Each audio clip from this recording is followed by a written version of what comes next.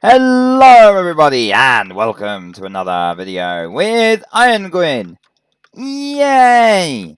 And today, welcome back to my tour series of Hermitcraft Season 7. Please make sure you watch the first episode where I give a detailed recounting of a few of the events and stuff that happen. So some stuff might be confusing if you haven't watched that video because I'm not going to go into detail about stuff that I covered in that video. So, now in front of you, you will see a map. This map was built by Ep2, I think it's pronounced, or created by, I don't really know how you say it, but this is a map of the shopping district, which is the Mushroom Island in the center of the map that was terraformed and built by the hermits during this season. I will be going through all of the shops and stuff built and giving you a tour of the area. So, I will be linking all the hermits down below in the description, so make sure that you go and have a look at their videos and their channels. They are on now Season 8, which is why they released the world download for Season 7. Without further ado, let's get into my tour of the Hermitcraft Season 7 shopping district. So I'm starting here on the steps of the town hall, because this is where you spawn in the world download, right here. And yeah, so I'll start with the town hall. This building was built by Grian, B-Dubs, and Scar when Grian decided they needed a mayor. So if I go up these steps to the main thing, you can see one of these dogs here. These were from the war. They were everywhere because Grian and Ren released a load of sheep to eat all the grass so it will turn into mycelium. And it worked. It spread mycelium everywhere. So Scar then released a load of these dogs. He had a texture pack to make them look like they had hazmat suits on. And he released them all throughout the shopping district to eat all of Grian's sheep. So, one thing I didn't mention in my previous video, Iskal decided or suggested at the beginning that because a Mushroom Island is such a limited amount of space to build on, they have to pay for the land that they are using.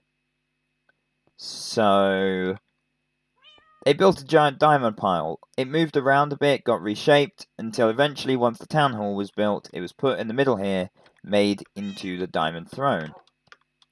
It was broken apart and flat packed into shulker boxes and moved around quite a bit over the time it was here. I think it was stolen 3 times by the Mycelium Resistance, but it looks impressive. Now, it's not actually that impressive because inside Scar has made it hollow to make it look bigger, but it does look impressive. Here is B-Dub's campaign captain chair, because he was partially responsible for helping Scar become the mayor. So he got a little seat here, and Scar got the big one.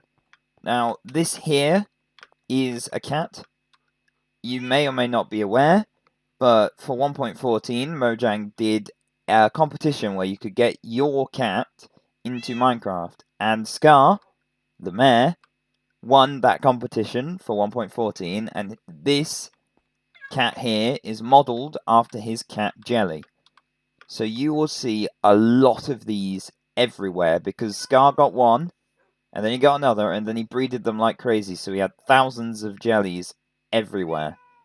So you will be seeing them all over the place. Right.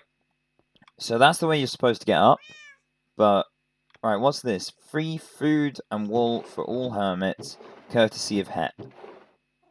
I am going to assume, I can't quite remember, because the war was almost a year ago. No, just under a year ago. About half a year ago now. Wow, that was a long time ago. Anyway, the Hep, as I said, got the wolves to kill all the sheep. So I believe that Scar put these here free because of all the sheep slaughtered by the wolves. and it's getting dark, so let's just set it to day. Alright, let's do this side first. The interior was done by B-Dubs after they had finished building the town hall, because B-Dubs is an incredible builder. Oh, and as you can see up there, there is the word LOL. That was put by the Mycelium Resistance when they returned the Diamond Throne by putting smiley faces and the word LOL everywhere. And it looks like Scar forgot to take down that one. So that's just a piece of Hermitcraft history. Right, so through here there is some bookshelves and some more here. These look funny because the texture pack I'm using. Alright, there we go. That looks much better the way it was intended. I've just taken off my texture pack so you can see what all this looks like the way it was designed to look. Now, in here was a little add-on room built by Xisuma. Once Scar promoted him to the shopping district's official gardener role. So he created himself a little office here, a greenhouse, and he's got a plan for what he was going to do for his gardening. And there's an ender chest here so that he can get his resources. Now, if we go up the stairs, there isn't really much decoration. But up here, there's another dog. Well, hello there. Welcome to the great and powerful mayor's office. This is Scar's office. Now, we have a picture of Mumbo's real-life face, built by Vintage Beef for his wallpaper shop. Yeah, I'll just leave it at that. We've got a lovely diamond on the front there. We've got a microblock of an observer. We've got some random stuff thrown in some chests. We got the Tree of Life. We got a Vote Scar poster from the mayoral campaign. We got a HEP banner from the war. We have a map of the entire shopping district, just like the one I showed you earlier, except this one's actually in-game. We have Jelly here. This one's named. We have Scar's Leisure there. And then through here, I believe, is the Enforcer's office. Enforcer of Office, this is. Yoda. That seems like type of thing. Right, yes, the Enforcer was Cubfan135, or Cub. So, through here we have a netherite throne, because he was one-upping the diamond throne. Here was the most wanted list. A few times he put heads of some hermits on here, especially Mycelium Resistance members. This is a button that knocks whoever's sitting on that chair off. There's a prison cell there.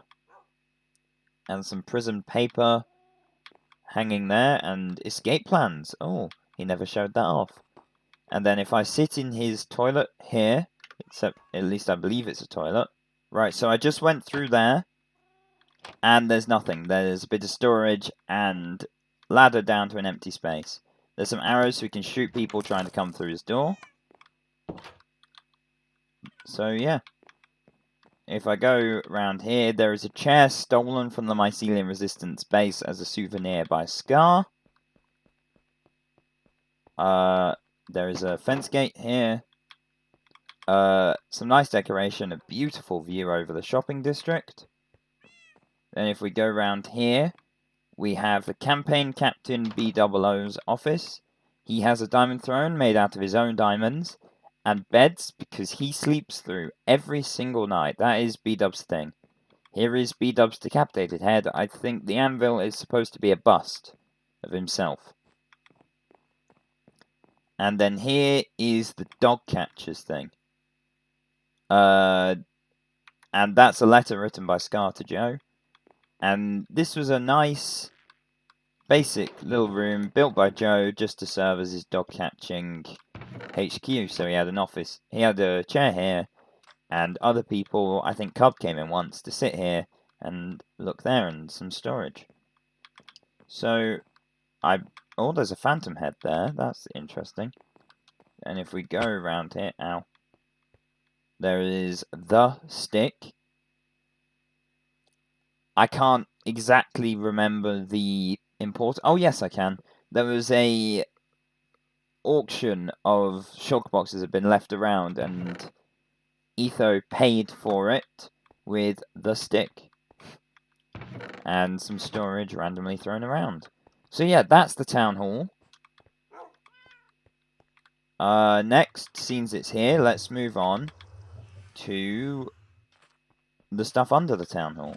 We got a Podzol banner, because the Podzol party was a thing, even though they didn't really do much. And we got a Het banner. There were Mycelium resistance banners, but it looks like they've been taken down.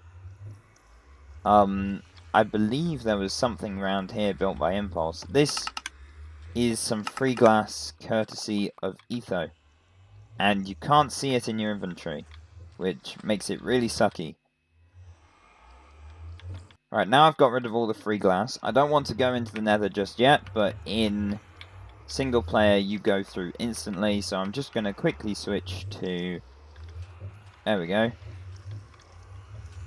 Here's the button I was thinking of. Impulse's mending machine, free for all hermits. You push that and it would spray enchantment bottles at you to give you XP, but it looks like there aren't any. Now, I believe this room ended up empty, but this is where Cub did the auction from. And there was also some information for the minigame war against the Mycelium Resistance. Right, so now if I go back through the portal, there is this compass here. I have no idea. Oh no, it appears I've dropped a compass. I will follow that later. I'm not going to do it now, because I want to give you a tour, but I'll find out what that is later. Right, Scar also did a road competition, so different roads were built by different people. So let's start by following along this road built by Cub. Underneath here there is soul sand, so if I had soul speed boots, but I have nothing. Right, so this is the barge, which I'll show you in a bit. This is some Hep stuff, which I'm going to go through all the Mycelium and Hep stuff in another episode. Here we go. This is Lamps Plus. This was a little thing built by B-Dubs as marketing. So you push the button, and I believe it randomly puts a shulker box in here. So you pay 4 diamonds, and it randomly puts a shulker box of free goodies. Or not free, because you paid 4 diamonds. Now, this is Lamps Plus, because B-Dubs thinks that beacons are better as lamps than being used as beacons. So it has all different lighting sources, and it's nicely decorated. And it was stocked with end rods, but it's empty, and beacons, which there are some. And then... Right, this clock here is a nod to Third Life, where B-Dubs and Impulse had a deal, and then Scar gave B-Dubs a clock, so B-Dubs betrayed Impulse. And this was B-Dubs' profits from Lamp Plus. Right, so if we continue on, here we have Junk for Junk, built by XB, and the 100% mechanical llama. You go on it. How do you start it? Oh, you need to put a diamond in the chest. Well, since it's my copy of the world, I'm going to just take these diamonds... Actually, I'm going to just take B-Dub's profits, all of them, and use them to pay for some mini-games and stuff that only activate when you have diamonds. So here is XB Crafted's 100% mechanical lava. You put a diamond in there, and then endless fun from the mechanical llama. Yay! Woohoo! Mechanical llama! Woo, woo, woo, woo! Okay, so here is Junk for Junk. You basically come in, you pay 1 diamond for your visit, and then you can take whatever you want. And as the name suggests, it's all junk. So it's 1 diamond for as much junk as you could ever want. Now, people were actually paying a premium for dirt in other shops. Not enough people came here. They probably should have. It's a lovely built place that XB's got here. Really looks nice. Looks like a little abandoned cave. I love it. Right. So, if we continue So for this episode, I'm just going to do this section here connecting to Cub and Xisuma's roads. And then for the next episode, I'll do a different road. So here is the red zone. Initially built by XB, but it was blocking the view of the town hall. So B-Dubs made a deal that if XB moved it, B-Dubs would build it, because B-Dubs is an exceptional builder. And here it is. So here is the deal of the day. 16 daylight sensors for 1 diamond, and it looks like they've all been bought out. Here is a road access pass. Yep, Scar was selling them to get lots of money. And then if we come in here, here is all of the stock. I don't know how much of it's stocked. There's a minecart, which was triggered by me opening the door. Some posters on the wall. Free stuff, but no one took any for some reason. Employees only area upstairs. A little balcony out here, not really decorated. There's the employees room here with a B-Dubs and XP would put their profit on either side, and here was some excess stock that they could put in the shop. Alright, so now let's close that to stop the minecart. And next, let's go on to the Hermiton Herald. This was built by Cleo and co-managed by Cub. You could pay 2 diamond blocks, 1 diamond block, and 1 diamond block for an advertising segment on the Herald. And here are all the copies of the Herald that were done.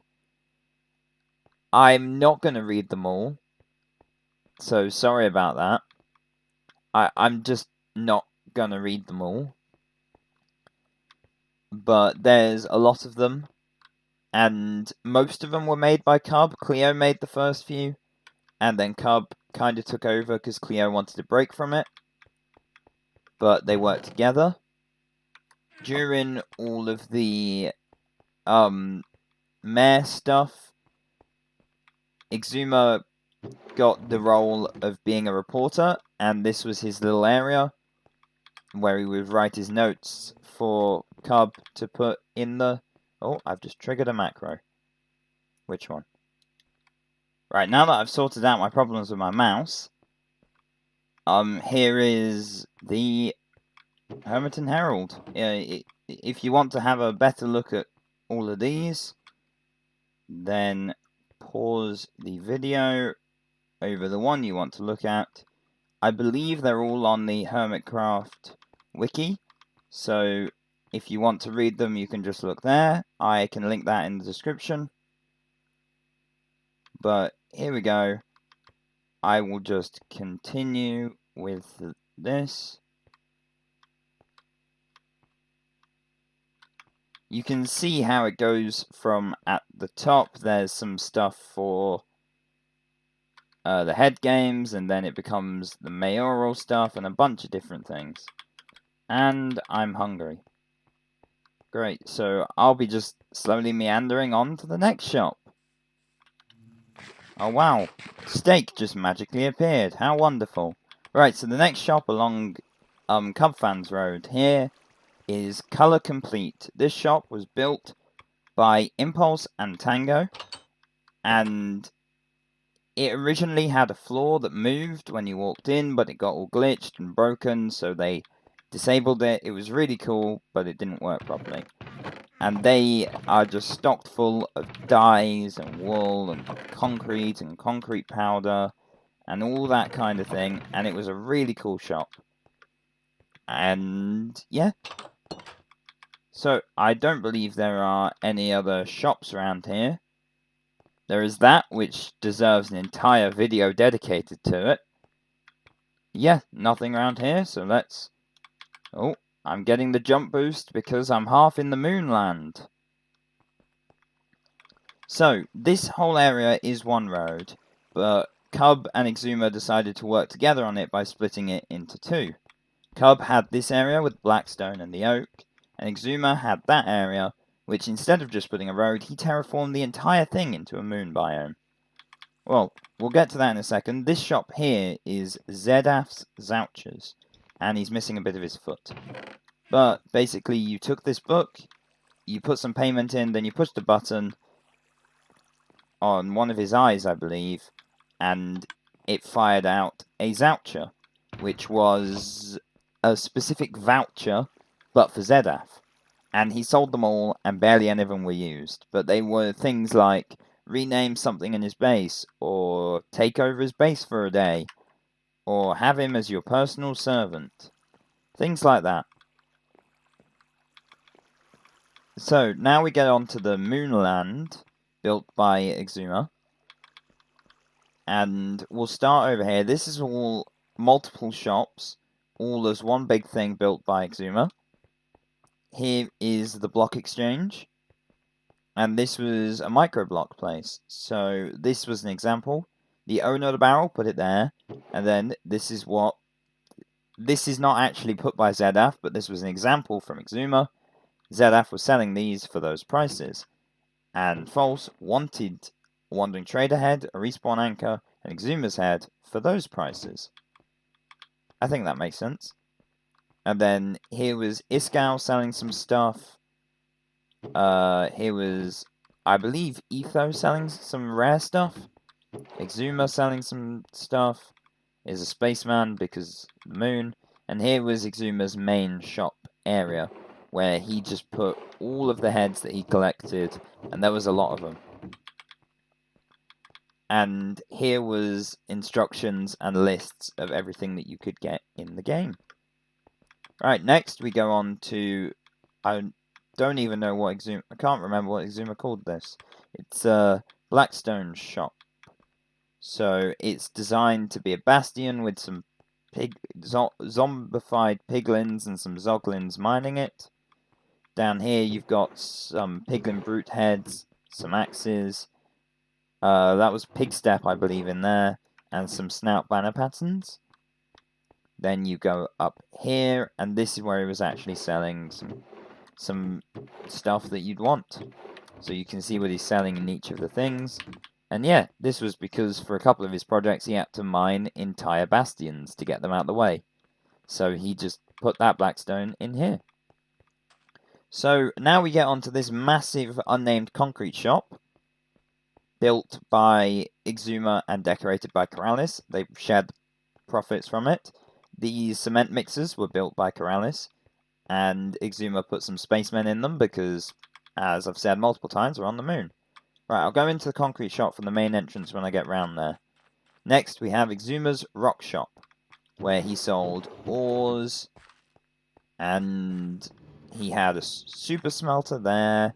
He sold granite, andesite, and diorite. And it was decorated to be like a mine shaft with some honey leaking from the honey shop above. Looks really good. It has a huge strip mine right down at the bottom. I'm not going to go down there because I can't easily get back up in survival. But yeah, it was an awesome looking place. And I believe he had a barrel around here somewhere, which ended up being his ink shop. He did have an ink shop. It was like a market stall around this area, but he removed it and replaced it. Oh yeah. This is a billboard built by False for the mayoral campaign.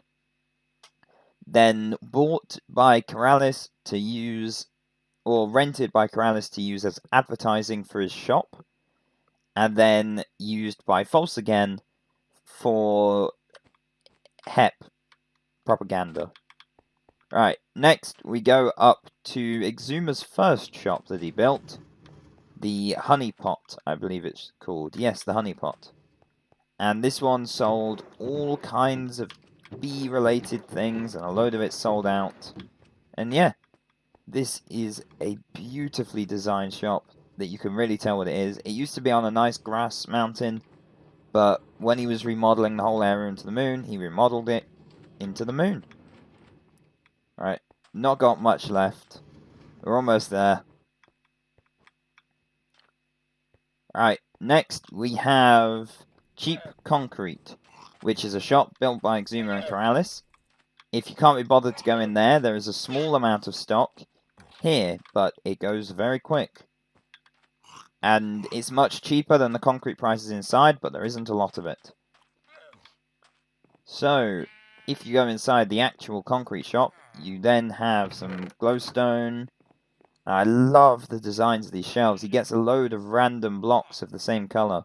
That's orange concrete, yellow concrete, green concrete, blue. I believe that's light blue, actually. An empty space that he could sell something else later on. Cyan concrete, dark blue. I just love the designs of these shelves. They look incredible. We'll go down to the warehouse in a bit. We'll go upstairs first, then we'll go down to the warehouse, which was built by Keralis.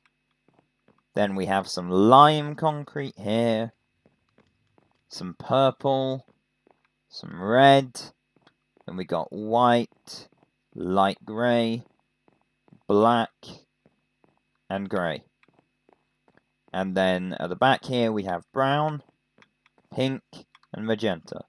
And still, I'm going to say it again, I love the design of this shop. It reminds me of the Lego house, which is Lego's headquarters in Denmark.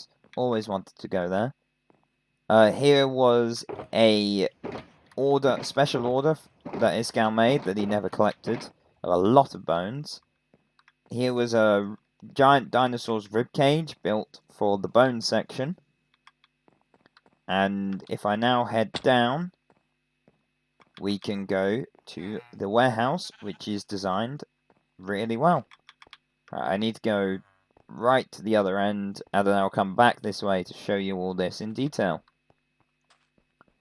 So this is basically showing the creation of the concrete. It has Keralis' truck here bringing in loads of sand and gravel, which then gets stored here. And a load of boxes. I think the idea is they're full of colours. There's a forklift here built by Keralis. And then the sand and gravel gets brought here in these minecart chests. And these wandering traders load it up. Gets pushed through this system. Gets mixed with red dye and blue dye. And it comes out as concrete powder. Then this water gets pumped in. And it comes out as concrete. It then gets compressed down. Comes out into this guy's barrel. I just love what Xisuma did here, telling the story of the concrete with some just random decorations around. I love the whole idea of this place. Like, this whole back area is nothing to do with the shop, but Xisuma paid for all this. A diamond block for a 10 by 10 area, and this area is huge. So all this beautiful decoration was paid for by Xisuma's mining. Then here is where they put Xisuma and Keralis' diamonds. They actually had a concrete powder to concrete converter up here. You just place it in there, I believe, and then mine it, and it gets collected and put down in the chest you saw at the bottom. I don't think there's really anything up here, just some storage chests. Yeah, just storage. But this whole place just looks incredible. I wish I could tour it all in shaders. But the frames I get, I tried it. The frames I get with shaders here, awful. It's unbearable. You cannot, I just can't do it. It would be horrible. So here's some more stuff that I'll show in another video. But I'm just going round the outside of the moon area to show you some more decorations. Done a full back on this building. Xisuma, the amount of grind he put into these builds is incredible. Here is a moon buggy with some American flag, and he did try and build an end crystal shop here, but he didn't like the way it looked, so he just put the end crystals in a barrel. And yeah, I believe that's it for the first section of the shopping district that I want to look at. If you enjoyed this video, please like, comment, and subscribe, and I will see you in the next one where I tour the next section of the shopping district. Thanks very much. Farewell. Bye.